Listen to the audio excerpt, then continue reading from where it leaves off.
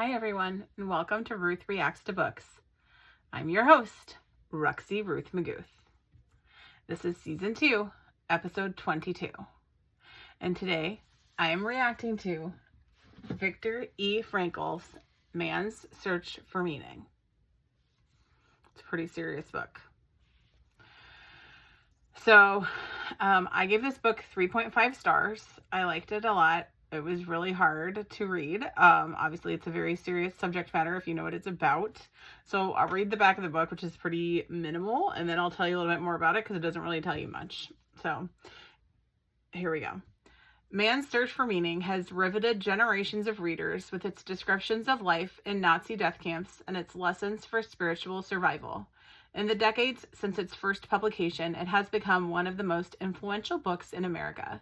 It continues to inspire us all to find significance in the very act of living. So the book is in two parts. The first part is his story of living in the Nazi concentration camps. So he was in Auschwitz, and then he was in Dachau and several other concentration camps in between. And so the first half of the book is his story of living in the Nazi concentration camps and what happened to him there. And then the second half of the book is about after he got out. He discovered he was a doctor of psychiatry, so he discovered a type of therapy. He created a type of therapy called logotherapy. And so the second half of the book is him describing logotherapy and what he created and what it was and what it meant, and then sort of describing some of the sessions that he had with people and how it worked for them. So the first half of the book, which is like his story in the concentration camps, that part was more understandable. Like it's like more of a linear tale. The second half probably is more easy to read for people who are in the psychology field because they may understand it a little bit more than someone who's not.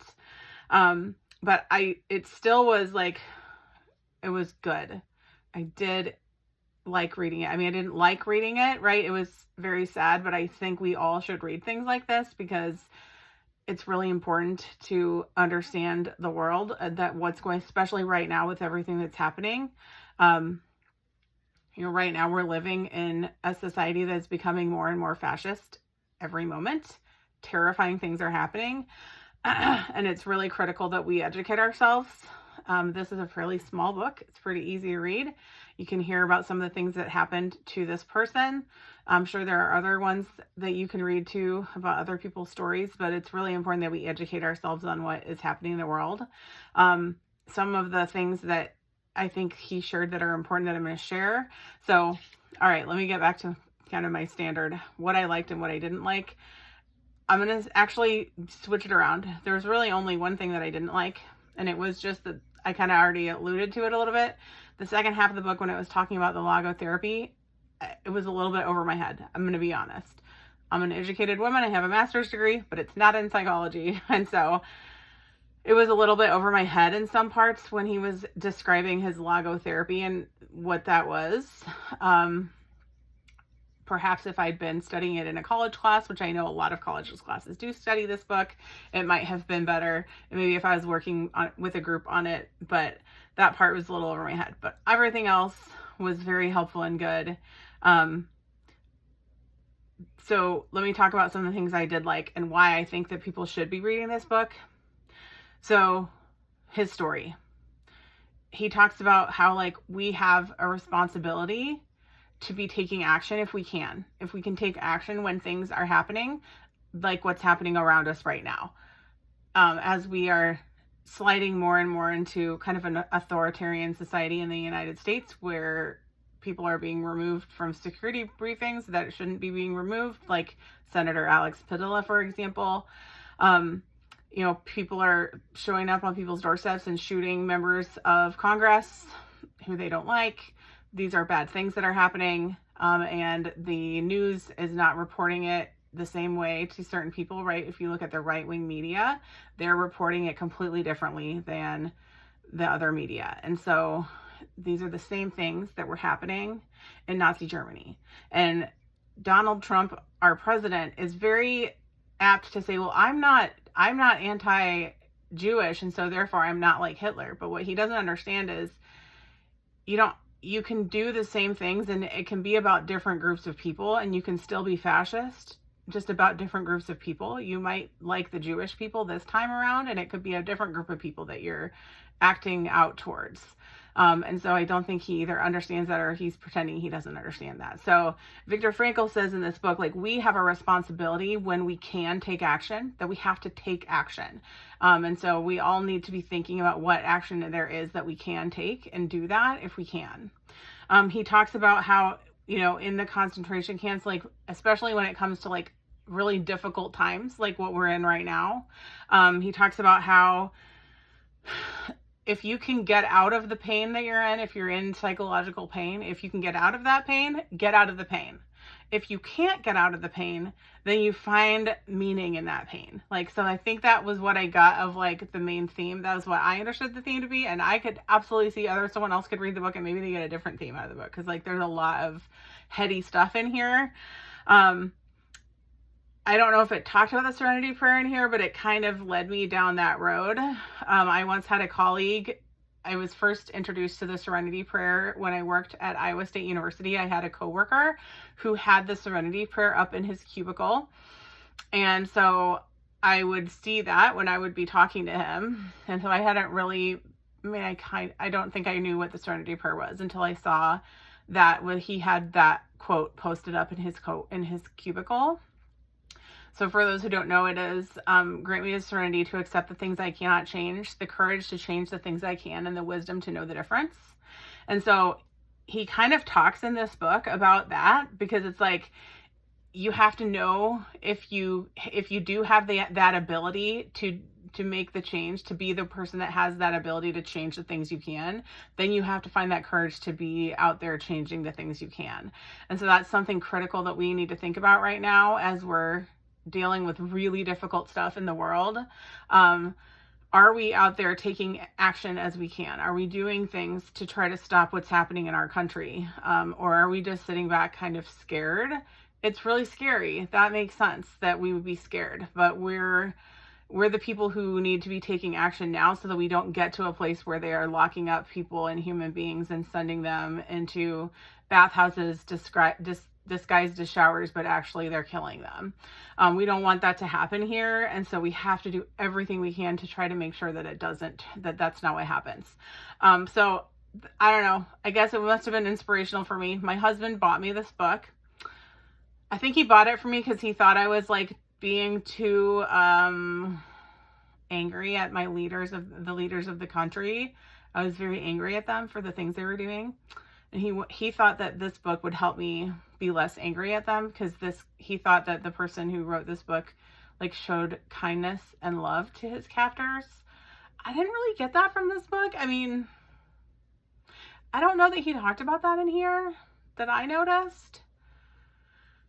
He was definitely smart in this when he was a smart person. He made some smart choices. He definitely also had a lot of luck. Like, the guy got out of those concentration camps through luck in a lot of ways, and also because he was educated and smart, and he was able to do some things that you'll find out if you read the book of how he got out of those concentration camps. But he was lucky, and he was smart, and he was lucky that he was an educated psychiatrist, and then that he had a lot of legs up on a lot of people that didn't have that advantage.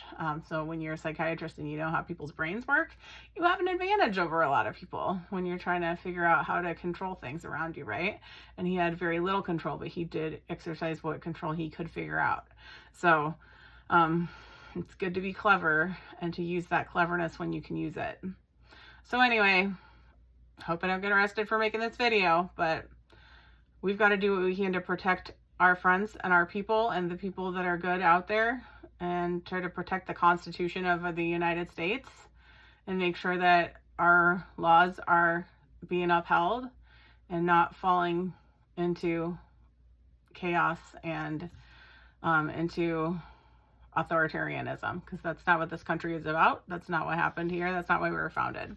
So what about my nails, you say? And what about some food that I wrote for this? Well, in the book, he talks about how they were starved in the concentration camps. And while they were starving, they would be like imagining their favorite foods and talking a lot about it. And so I've linked you to a Jewish chef or a Jewish blogger who has some lots and lots of Jewish favorite foods. So maybe some of the things that these guys were thinking about.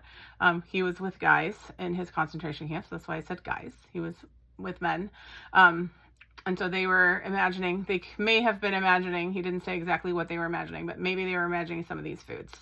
So if you make any of them, leave me a comment, let me know what you made and whether you liked it or not. I'm sure you would. I'm sure they're all really good recipes. And my nails, this was a hard one trying to figure out what I wanted to do, but here's what I ended up choosing. So I have a dark background it's called Up Till Midnight. And then over the top, I have this silver that goes over it. It's called Silver Fox. And the reason I chose this is because in the book, he talks about, and when he's talking about his logotherapy, it's kind of how I understood him to say, when you're having a lot of trauma, he wants you to find some meaning in the pain that you're having. And so he gave an example of like a gentleman whose wife had passed away, and he came in and talked to him about that. And he said, well, he helped the gentleman find some meaning in that to say, if you had passed away before your wife, she would have been the one that's sad. So you have spared her the sadness, and you're taking the sadness on instead of her. So in this way, you've done her this big favor. And so the guy was like, he was able to find some meaning in his sadness to say like, okay, I can shoulder this now that I have thought about it and reframed his trauma in this way of like, yes, I am sad, but I would rather be sad than have my wife be sad because of how much he cared about her. So kind of like finding a silver lining in the sadness. And that's what I felt like he talked about a lot, is trying to find that silver lining or that something good out of the really painful things that this person went through. So I think there's a lot of, I'm sure that if you were to read this, you would have lots of things that you learned. So if you have read this, please leave me some comments. I would love to hear what things you heard that were really meaningful to you out of this book. I'd love to hear the things that you got out of it, because I think all people that read it are going to probably get other things out of it. So leave me some comments. I want to hear from you. How are you doing? My thoughts are with everyone right now. I love you all. Please hang in there. Okay, until next week. Bye-bye.